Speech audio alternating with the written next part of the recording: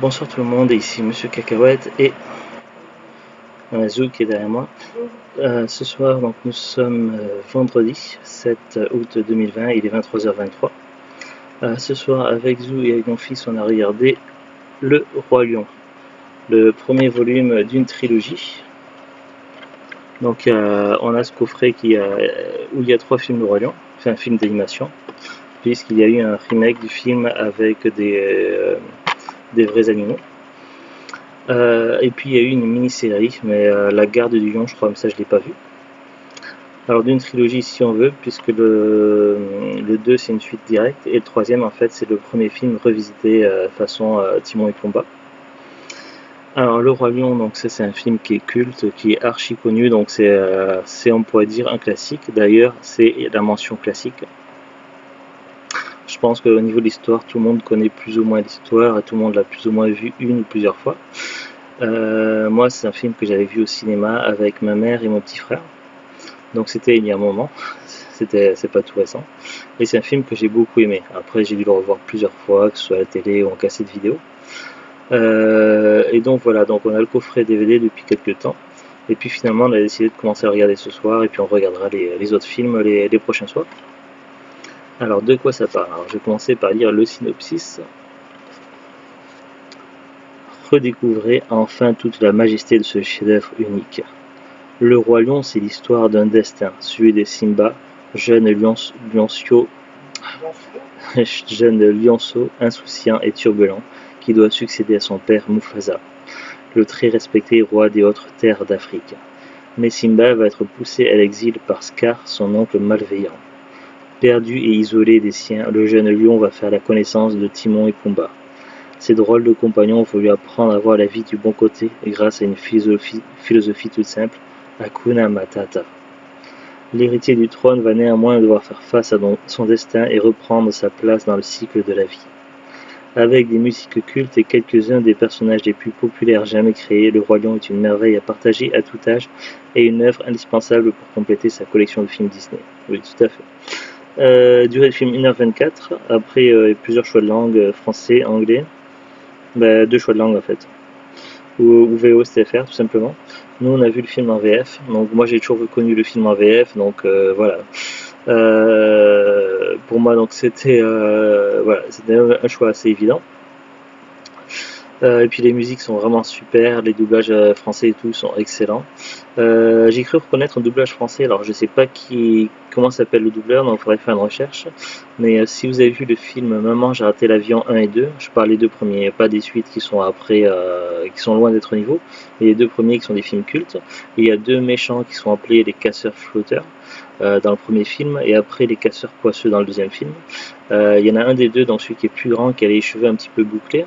Et B, j'ai reconnu sa voix dans une des 3 hyènes. En fait, il y a beaucoup plus que 3 hyènes, il y a toute une armée de hyènes dans le Roi Lion, mais il y en a 3 qui sont un petit peu les généraux en fait, qui sont les chefs des autres hyènes. Et l'une des 3 a exactement la même voix française que l'un des 2 méchants dans Maman j'ai raté l'avion. Donc voilà, c'est un petit détail que j'ai reconnu. Avant d'aller un peu plus dans la description, donc déjà au niveau du DVD, j'ai constaté un petit ralentissement pour aller sur le menu, tout ça. Bon, évidemment, quand on met le DVD, comme tout Disney, on a des bandes annonces, tout ça. On a voulu accélérer un petit peu après pour entrer dans le film, donc j'ai appuyé sur la touche menu de la télécommande. Et j'ai constaté que pour naviguer dans le menu, il y avait quand même des ralentissements qui étaient un petit peu agaçants, donc comme si le DVD avait un petit peu de mal à naviguer dans le menu. Bon, ça c'est une petite anecdote, mais c'est pas très méchant, mais bon, c'est vrai que d'habitude, quand je navigue dans les menus DVD, c'est assez fluide. C'est la première fois que je rencontre ce genre de problème, donc, et pourtant on en a vu un grand paquet de DVD. Donc à part ça, après le DVD se lance bien, tout ça, pas de problème, il est fluide, donc les musiques sont excellentes. Le dessin animé, le film d'animation lui-même n'a pas vieilli. Que ce soit les doublages, les musiques sont vraiment géniales. Contrairement à d'autres Disney, c'est vrai que les Disney sont réputés pour avoir beaucoup de musique, mais là je trouve qu'ils sont pas trop invasives en fait. C'est plutôt bien équilibré entre l'histoire et les musiques, donc ça c'est pas gênant. En plus les chansons sont entraînantes et elles sont vraiment bien rythmées. Au niveau de l'histoire, donc évidemment il y a des similitudes avec des classiques, tout ça, mais ça reste assez simple, mais suffisamment pour pas que ce soit trop compliqué à comprendre pour tout le monde. L'histoire est évidemment touchante, on adore les personnages, donc évidemment, moi j'adore tous les personnages. Avec, j'aime beaucoup aussi Nala, Simon, Timon, Pumba et Simba évidemment. Zazu aussi, tout ça, donc voilà, puis il y a plein de personnages. Donc voilà, donc on est sur un classique. Alors après, au niveau de l'histoire, donc c'est vrai que je me répète un petit peu. Donc on a le film, donc il faut pas le comparer avec le film avec des animaux. Donc celui-là, je l'ai pas vu, il est sorti l'année dernière, donc je ne sais pas quelles sont les différences. Donc là, je ne vais parler que de ce film-là, en animation. Donc ça commence évidemment par la naissance de Simba qui est présenté devant le peuple du royaume qui est gouverné par son père, par Mufasa. Donc au début on découvre Simba, jeune lionceau, tout ça, donc il veut s'amuser, il lui pose des questions à son père, il veut découvrir son royaume, il est curieux, tout ça. Il va entraîner sa copine Nala dans ses petites explorations, tout ça. Il va évidemment désobéir et il va écouter les mauvais conseils de son oncle Scar. Son oncle Scar qui va chercher à le manipuler pour qu'il prenne des risques inconsidérés et qu'il se mette dans la jeune du loup, ou plutôt dans la gueule de la hyène, des hyènes, pour qu'il se fasse bouffer. Donc à plusieurs reprises, Scar, son oncle, va faire en sorte qu'il arrive des malheurs à Simba et à son père Mufasa. Et évidemment, il va arriver à ses fins, puisque Simba va se retrouver tout seul, et en plus de ça, donc Scar va réussir à faire porter la culpabilité sur le dos de Simba, qui du coup va partir en exil parce qu'il se sent responsable.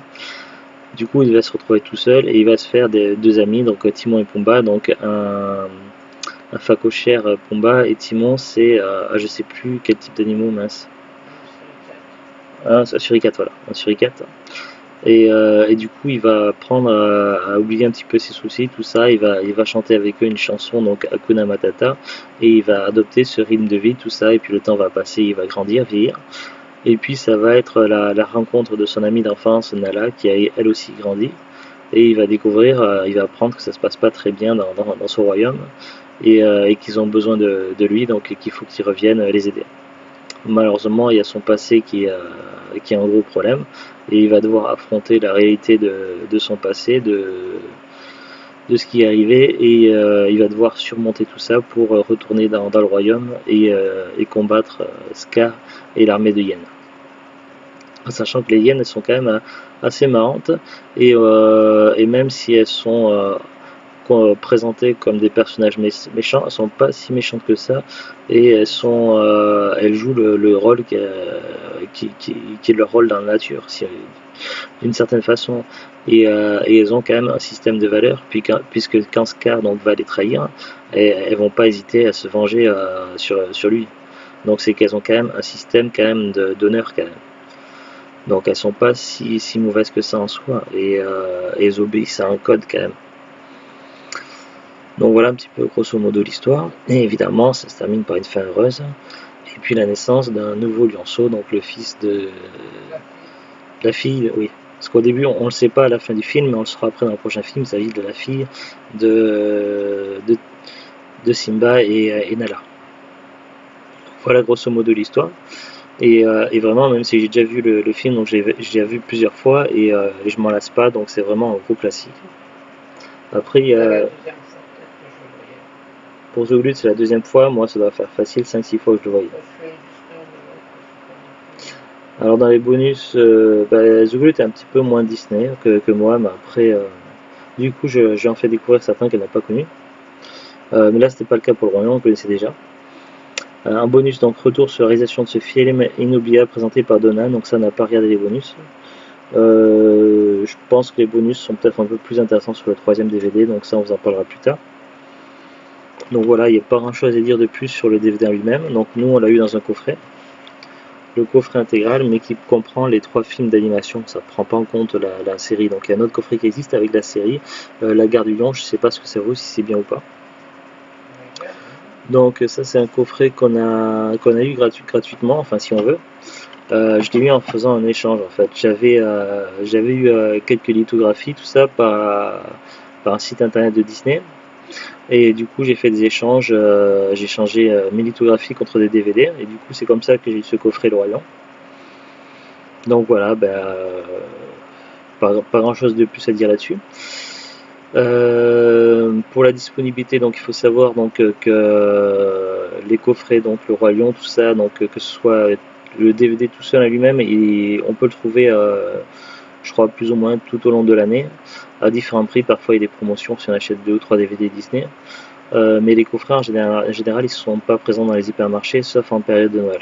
En période de Noël, on les trouve toujours, les grands classiques, le Roi Lion, Aladdin, tout ça, la Reine des Neiges. Est-ce qu'à Noël prochain, ce coffret réapparaîtra dans les hypermarchés? J'ai quelques doutes. Il faut savoir que depuis 2 semaines environ, il y a énormément de coffrets Disney qui sont apparus dans les magasins Noz, notamment l'intégrale Aladdin, le coffret Le Roi Lion, le coffret Toy Story 1, 2, 3, 4, et pas mal de coffrets, des DVD et des Blu-ray. Et puis depuis quelques temps, beaucoup d'hypermarchés font des promotions sur tout ce qui est Disney. Et il faut savoir que ça correspond plus ou moins avec l'arrivée de Disney Plus en France. Il faut savoir que par exemple les deux concurrents prioritaires de Disney, c'est Amazon Prime et Netflix, surtout Netflix. Et si vous connaissez un petit peu Netflix, vous savez que très peu de films Netflix ou de séries Netflix sortent en DVD. En général, Netflix n'aime pas trop lâcher ses exclusivités en DVD pour que les gens ils s'abonnent à la plateforme Netflix et les regardent directement dessus. C'est pour ça que beaucoup de produits Netflix on ne les trouve pas en DVD malheureusement. Et évidemment, donc, ça serait pas étonnant que Disney s'inspire du modèle Netflix et qu'il décide de retirer progressivement tout ce qui est DVD et Blu-ray sur le marché pour que les gens soient obligés de s'abonner à Disney Plus s'ils veulent regarder les films d'animation Disney. Je pense que c'est ce qui est en train de se passer, mais après ce n'est pas une certitude, mais c'est juste une supposition. Et ça expliquerait en tout cas pourquoi on voit énormément de coffrets Disney apparaître dans les magasins Noz et pourquoi on voit également beaucoup de promotions sur les DVD Disney limités dans les hypermarchés. Alors on peut encore trouver des DVD Disney sur Amazon.fr, mais est-ce que ça va durer ou pas? Il est possible qu'il n'y ait plus aucun DVD Disney fabriqué en usine, donc c'est une possibilité. Après, je ne suis pas sûr c'est juste une possibilité, et que du coup Amazon a encore des vieux stocks qui cherchent à écouler. Donc voilà, ça ne me surprendrait pas que d'ici quelques mois à un an, on ne trouve plus aucun DVD et Blu-ray Disney, que ce soit en hypermarché ou sur internet, et qu'évidemment les spéculateurs vont s'en donner à cœur joie et les vendre très très cher. Déjà, rien que sur le marché de l'occasion, dans les magasins cash, tout ce qui est DVD Disney, ça coûte la peau des fesses. Et en plus, ils sont en général dans des états assez désastreux, avec énormément de rigueur. En plus, c'est même pas des bons plans parce que, par exemple, je n'ai acheté aucun coffret à Noz Disney parce que c'est complètement en dehors de la réalité des produits Noz. En général, quand on achète un coffret, que ce soit de séries ou de dessins animés à Noz, c'est souvent entre 4 à 10 euros, 10 euros grand max quoi. Et encore, c'est assez rare. Tandis que là, par exemple, le coffret Toy Story, je parle pas en Blu-ray, je parle seulement en DVD. Donc il est à 20 euros à Noz, ce qui est complètement inhabituel. Et ce que moi j'ai trouvé ça hors de prix. À la limite, si je veux acheter le coffret Toy Story, donc nous on les a pas, je peux le trouver certainement moins cher si je vais dans un hypermarché ou sur un site en ligne quoi. Donc je comprends pas trop. Après évidemment, si les produits Disney sont amenés à disparaître des magasins, c'est sûr que Noz, si devient à un moment donné Noz les seuls à avoir encore des coffrets en stock, ils vont finir par les vendre quand même si c'est cher.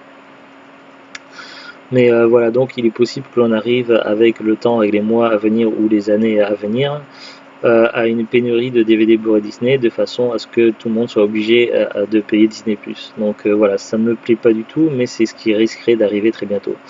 Je ne compte pas avoir évidemment tous les films d'animation Disney dans ma collection DVD, mais il y a encore beaucoup de Disney que j'aimerais avoir et que je n'ai pas encore réussi à trouver, que ce soit financièrement ou tout simplement parce qu'ils sont plus sur le marché. Voilà, et je n'ai pas les moyens d'acheter tout de suite, donc voilà, ça m'embêterait beaucoup de me retrouver bloqué.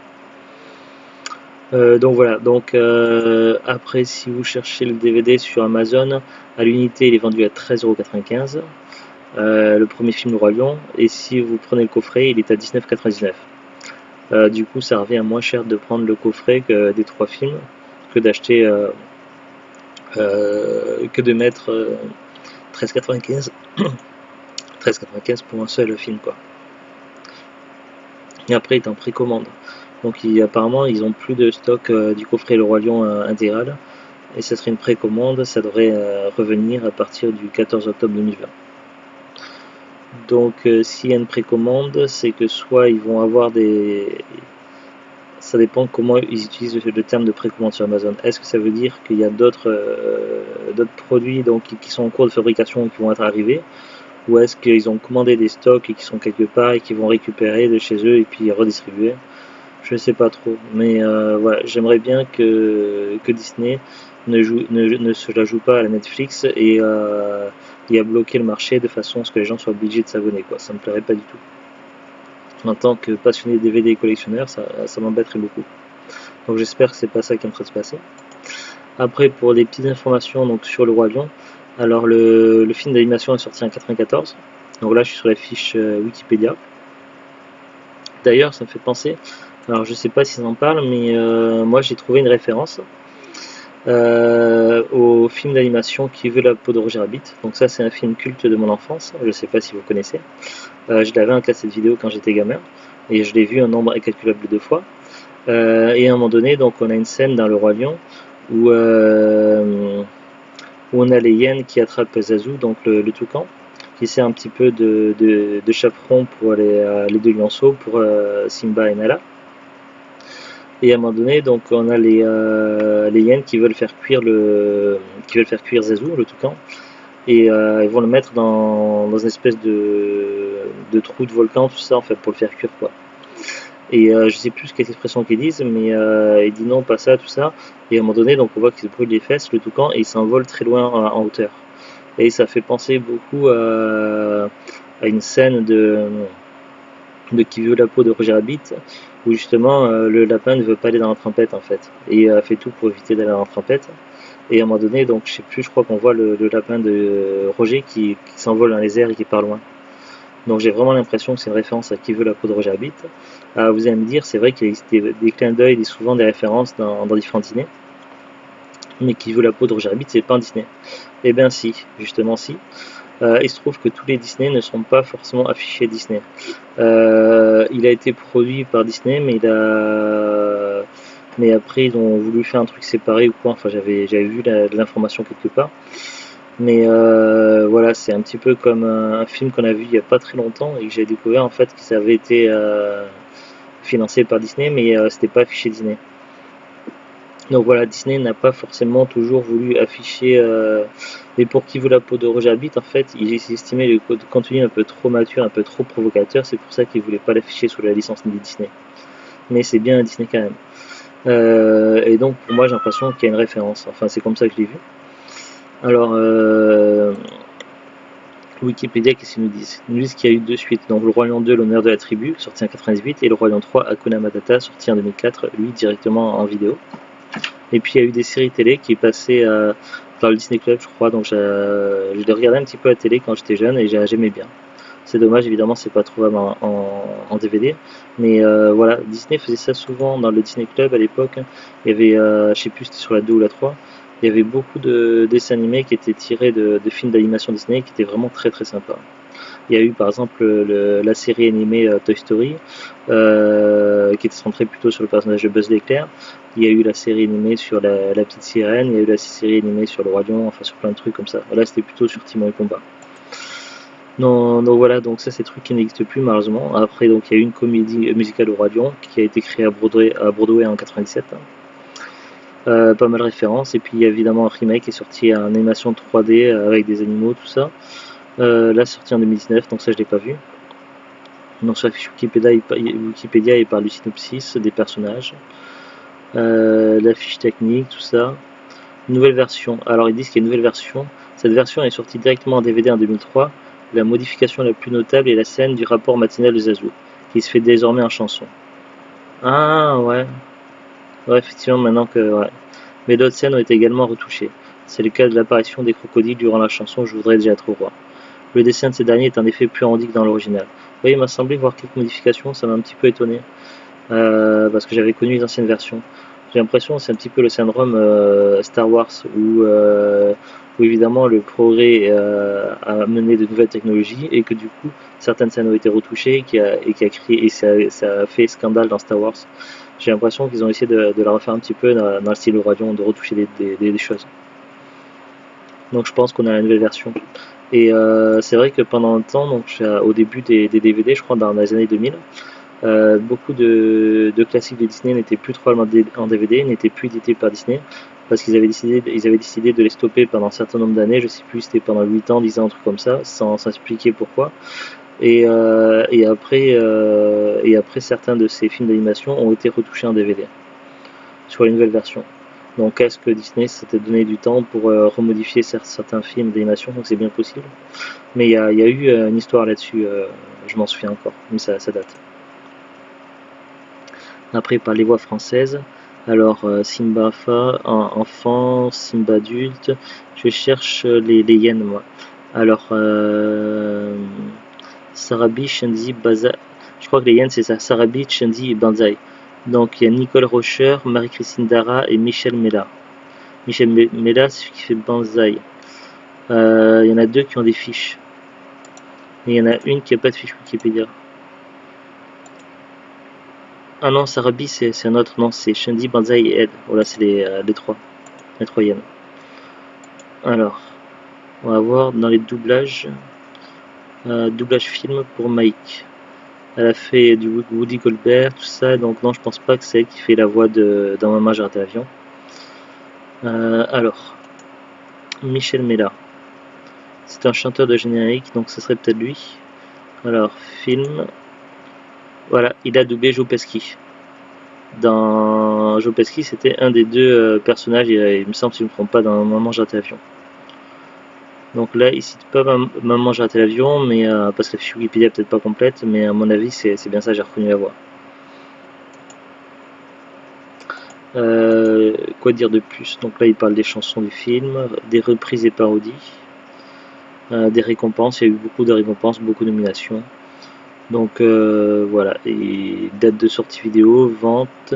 Lors de la sortie en cassette vidéo, ce sont 1 million d'exemplaires qui sont vendus en 5 jours en France, ce qui est énorme, et 31 millions aux États-Unis.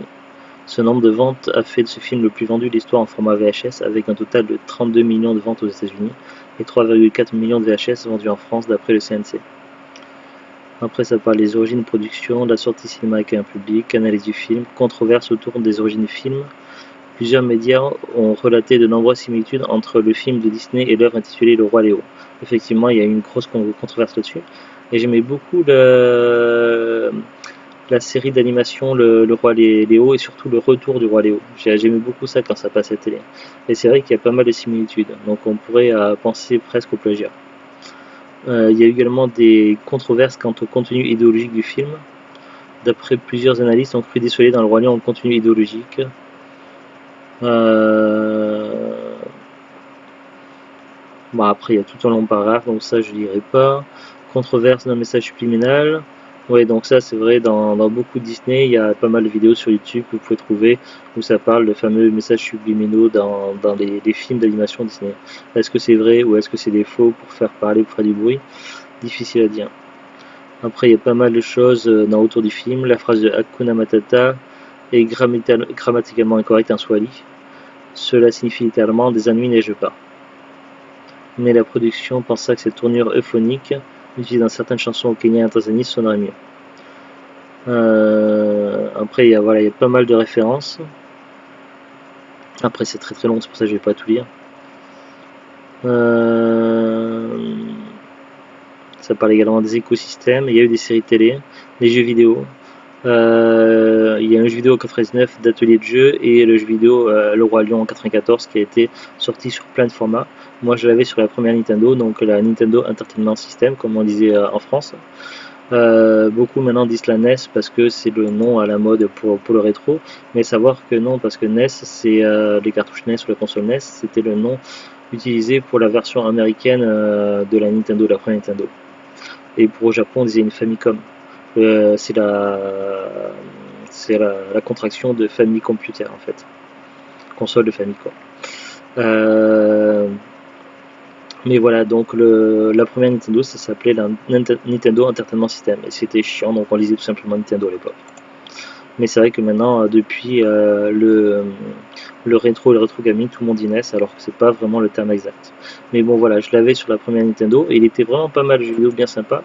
Par contre, il fallait savoir que le jeu vidéo n'était pas complet selon le mode difficulté. Si on mettait facile, en fait, ça s'arrêtait au moment où, avec les yens. Le jeu continue pas plus loin. En fait, si on voulait avoir le jeu dans l'intégralité, il fallait mettre le mode difficulté le plus élevé.